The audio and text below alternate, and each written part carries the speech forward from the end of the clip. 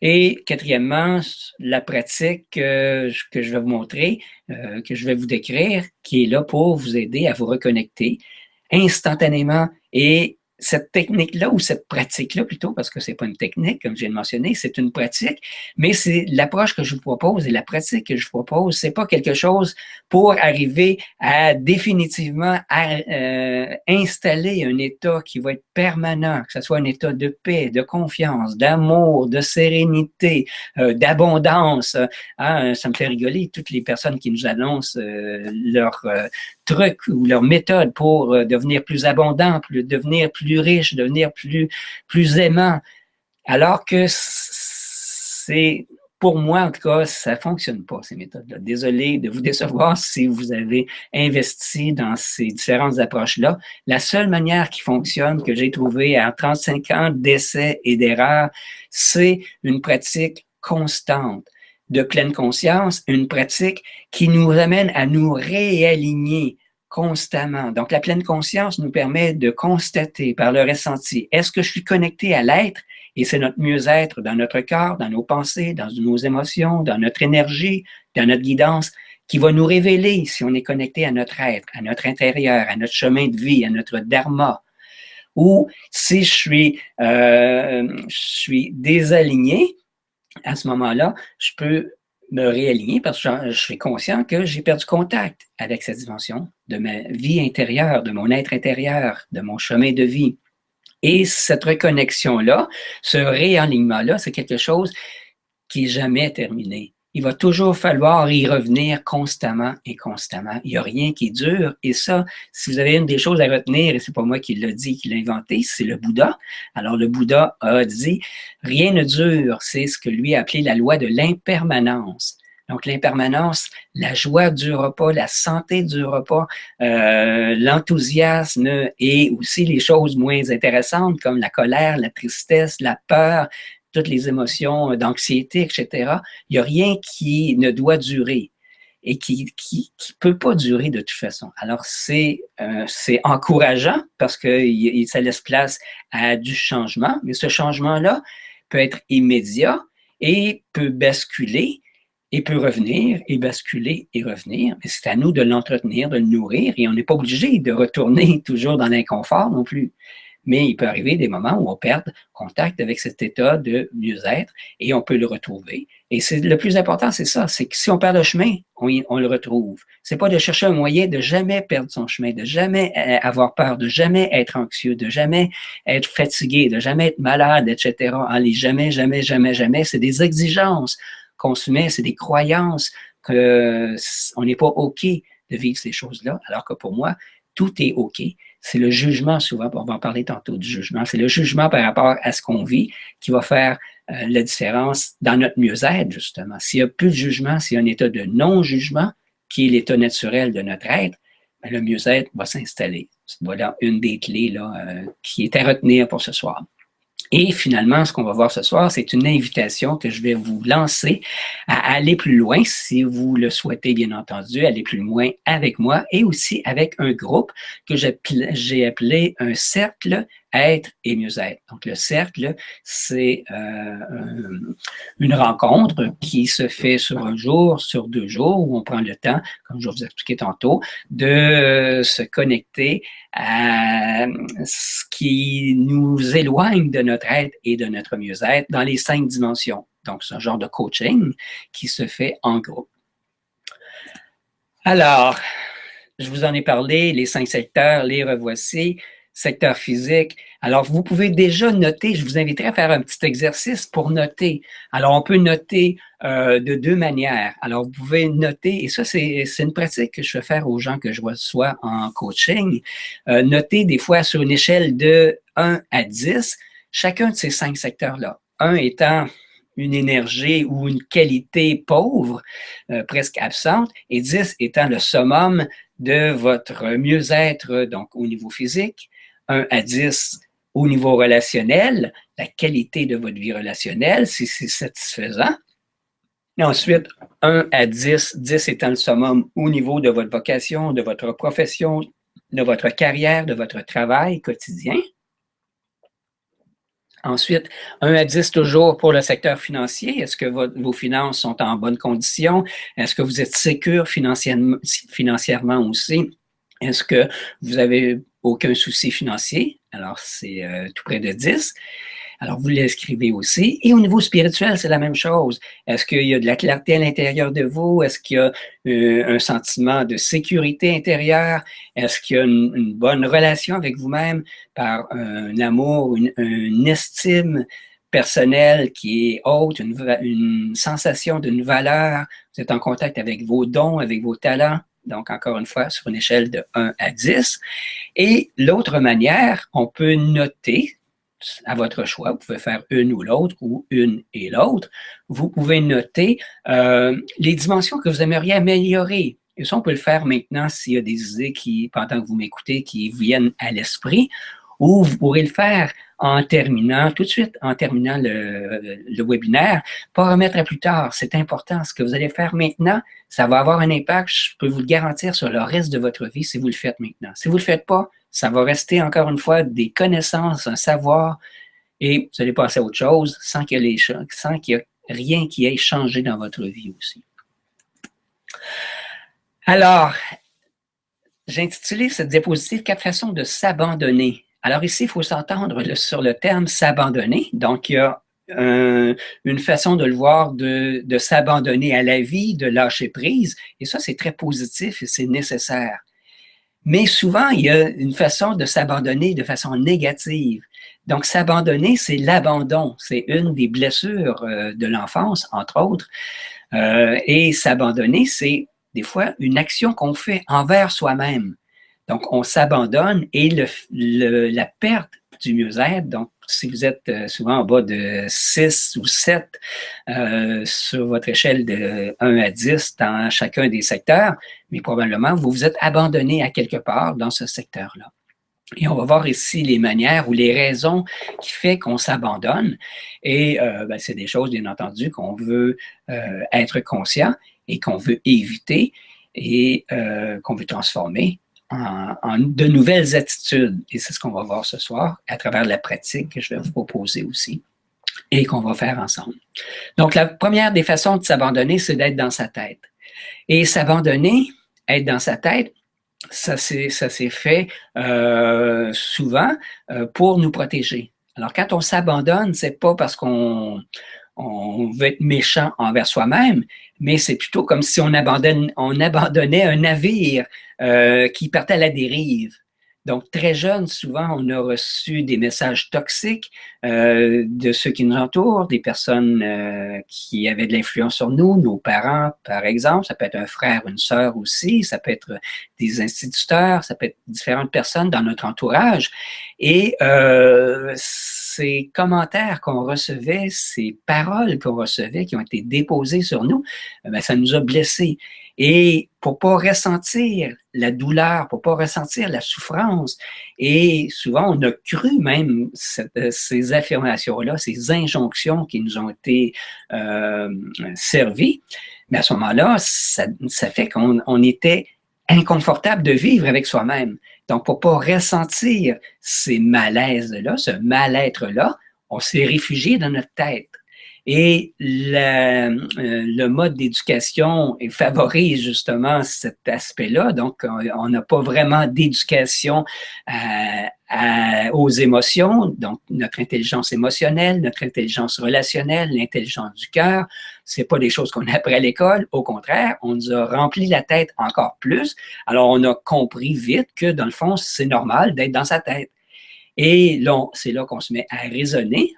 Raisonner dans le sens de raison, et non pas raisonner dans son cœur, parce qu'au contraire, tout ce qui résonnait, ça créait souvent un inconfort, donc c'est là qu'on s'est mis à raisonner, et ça s'est développé, et on le voit de nos jours, toutes les technologies qui nous sont offertes, mais c'est juste ça, les gens sont dans leur bulle, sont dans leur tête, ils sont pas dans leur corps, ils sont pas dans leur relation, on est toujours en train de gérer du temps, etc. C'est un monde de tête, un monde rationnel, Un monde aussi, même si on regarde la télé, les films, c'est toujours l'imaginaire aussi. Donc, on nous fait croire, on nous valorise un monde idéal, un monde imaginaire, mais qui n'est jamais en contact avec la réalité. Donc, être dans sa tête, c'est avoir perdu contact avec la réalité. Et l'intelligence du cœur, la chorologie, l'être, mais c'est le contraire, c'est de retrouver contact avec la réalité. Donc ça, c'est une autre clé. Si je suis en contact avec la réalité, ma tête est présente, mais toutes les autres dimensions sont présentes aussi. Physique, émotionnelle, énergétique, relationnelle, etc. La deuxième façon qu'on a appris, qu'on a développé pour s'abandonner, c'est de se juger, de se dévaloriser, de s'accuser, d'être dur avec soi-même. Et on fait ça pourquoi? Parce que c'est ce qu'on nous a appris. C'est ce qu'on a fait avec nous.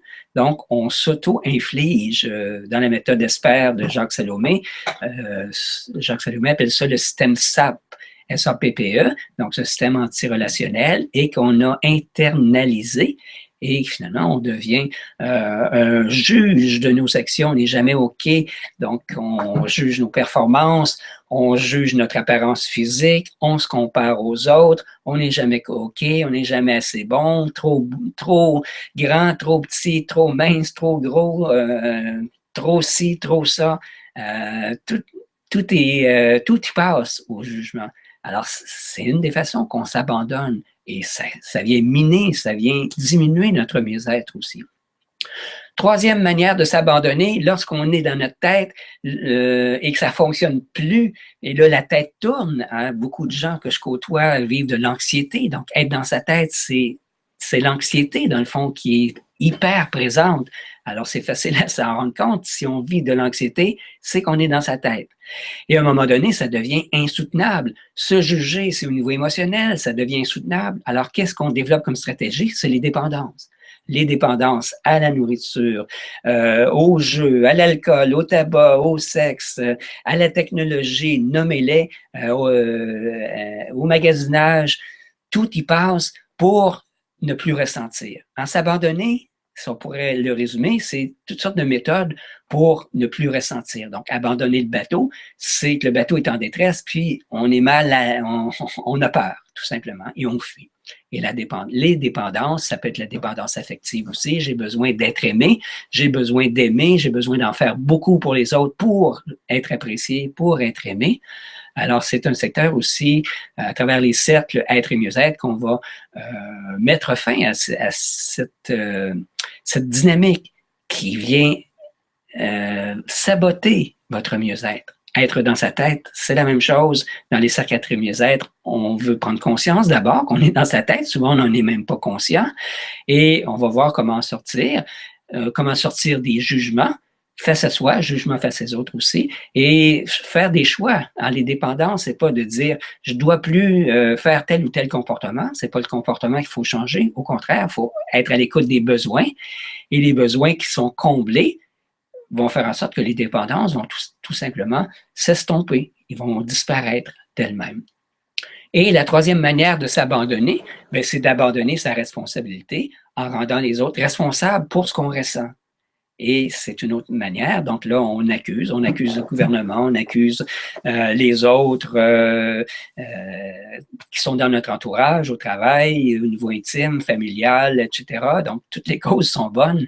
Et pendant ce temps-là, on ne ressent pas notre malaise, on ne ressent pas notre mal-être aussi. Donc, c'est des moyens qui se sont développés pour et qui nous éloignent, dans le fond, de notre mieux-être. Alors, d'où ça vient ces comportements-là? Je l'ai mentionné. C'est la manière qu'on nous a traités, la manière on a été jugés, on a été blâmés aussi, parce que si le parent est en colère, c'était notre faute à nous en tant qu'enfants, parce qu'on n'a pas fait on n'a pas porté un beau bulletin de notes scolaires. On a fait une petite gaffe, on a dit quelque chose qu'on ne devrait pas dire, ou au contraire, on n'a rien dit, on devrait dire quelque chose. Alors, des fois, c'est au niveau relationnel que ça se traduit de nos jours dans une relation intime. Donc, toutes sortes de comportements qui ont été faits envers nous et qui ont abaissé notre vivance, notre estime de soi, notre amour de soi, notre confiance en soi, notre énergie, et qui ont fait en sorte qu'on s'est coupé de notre être. Et notre mieux-être étant disparu, c'est là qu'on a eu besoin de recourir à des substituts et les dépendances sont venues à notre secours. Et les dépendances peuvent avoir commencé très jeune, hein? Avoir mangé, compenser ses émotions, ça peut commencer très jeune. Souvent, on nous disait de finir notre assiette alors qu'on peut-être que notre besoin était rassasié. Alors, ça nous a enseigné à ne pas être à l'écoute de notre corps, ne pas être à l'écoute de nos besoins, de ne pas respecter nos besoins, notre unicité. On est unique et on a brisé cette unicité-là parce qu'on a voulu souvent nous modeler aux attentes de l'extérieur, aux attentes de nos parents, aux désirs de nos parents, aux peurs aussi qu'eux ont projetées sur nous. Et tout ça a fait en sorte qu'on est devenu des êtres qui ont dû créer ce qu'on appelle une armure. On va le voir un petit peu plus loin. Et je l'ai nommé dans d'autres ateliers, le sabotin. Le sabotin qui est un système de défense, dans le fond, qui est activé lorsqu'on a perdu contact avec notre être et que le mieux-être est plus présent. Pour ne pas le ressentir, cet inconfort-là, le sabotin s'active, mais on peut le désactiver de façon très simple aussi, en étant accompagné, parce que tout seul, c'est souvent difficile. Alors, le cœur s'est fermé, et lorsque le cœur se ferme, on perd contact avec nous, on perd contact avec les autres, et on perd contact avec la vie. Et ça, c'est triste. C'est vraiment le summum de l'inconfort. Et pour survivre, c'est là que les distractions fournies par la société nous donnent un sentiment d'avoir quelque chose qui se passe dans notre vie, mais finalement, c'est juste une vie par procuration. C'est jamais une vie authentique, une vie vécue de façon libre et libre des conditionnements passés, libre des blessures et libre des croyances qu'on nous a imposées, qu'on nous a offertes et que nous avons acceptées parce qu'on est bien responsable d'entretenir ces croyances-là. On est bien responsable de continuer à perpétuer ce cycle de violence qu'on nous a fait et que là, ça devient de l'auto-violence. Alors, il faut que ça cesse. Il y a juste nous qui pouvons cesser. Et on a besoin d'accompagnement. Moi, c'est ce que j'ai réalisé. Tout seul, c'est long et c'est très difficile. Alors, la fermeture, le cœur fermé, c'est à cause que les ressentis, je l'ai mentionné, étaient inconfortables pour nous et des comportements qu'on avait étaient inconfortables pour les autres aussi. Alors, on s'est fait réprimander pour certains comportements et à ce moment-là, on était punis, jugés, blâmés, et là, on se ferme parce que c'est dramatique d'avoir ces réprimandes-là. Donc, ça a développé une insécurité. Alors, on revient souvent à l'anxiété. L'anxiété, c'est quoi? C'est une insécurité d'être soi-même. On n'est plus capable d'être soi. Alors que la voie de l'intelligence du cœur, c'est l'inverse. La voie de l'être et du mieux-être, c'est de revenir à la conscience de soi, à la valeur de soi, à l'amour de soi, et ne plus être prisonnier de cette insécurité-là, mais au contraire, se sentir en sécurité avec soi-même. Sinon, l'insécurité nous a amené à créer cette armure-là. Et l'armure, c'est ce qui crée les inconforts. Je le vois dans mes consultations où j'accompagne les gens dans une démarche de santé. Alors, au niveau physique, donc l'armure au niveau physique, qu'est-ce que ça fait? Ça crée les malaises, ça crée les douleurs, ça crée les inconforts, que ce soit digestif, de l'insomnie, des problèmes hormonaux, problèmes cardiaques, nommez-les, et à la longue, ça devient problème de cancer. Pourquoi? Parce qu'on se sent mal dans sa peau. Alors, qu'est-ce que notre subconscient comprend? C'est qu'on n'a pas le droit d'exister. Et si on n'a pas le droit d'exister, la seule issue, c'est quoi? C'est la mort. Et le cancer ou les maladies dégénératives, mais c'est tout simplement une commande inconsciente qu'on a envoyée à notre esprit ou à notre subconscient de débrancher la vie, de se débrancher à la vie, tout simplement. L'insécurité d'être soi au niveau relationnel, donc c'est ce que j'ai vécu. Moi, je me sentais inconfortable d'être moi-même à travers mes émotions, à travers mes ressentis. Alors, la démarche d'être et mieux être à travers le cercle du cœur, c'est de retrouver cette sécurité-là d'être soi, quoi qu'il se passe, que je sois dans un état de joie ou que je sois dans un état de tristesse ou de peur ou de colère ou d'enthousiasme. Tout, tout est vivant. Hein? Les émotions, c'est de la nature vivante. Alors, on doit retrouver cette capacité d'être soi face à l'autre et d'être capable de s'exprimer dans toute notre authenticité et aussi d'accueillir l'autre. Parce que si moi, je suis fermé à moi, mais c'est ce que je vais offrir à l'autre aussi. Et là, je vais être plus dans un état de méfiance face à l'autre.